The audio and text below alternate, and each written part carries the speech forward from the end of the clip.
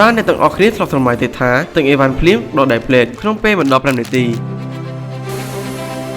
នេះមិនមែនជារឿងក្នុង Skyfire ទេតែវាគឺជាបដិវត្តនៃការដឹកជញ្ជូនដែលពិភពលោកកំពុងតែប្រកួតប្រជែងគ្នា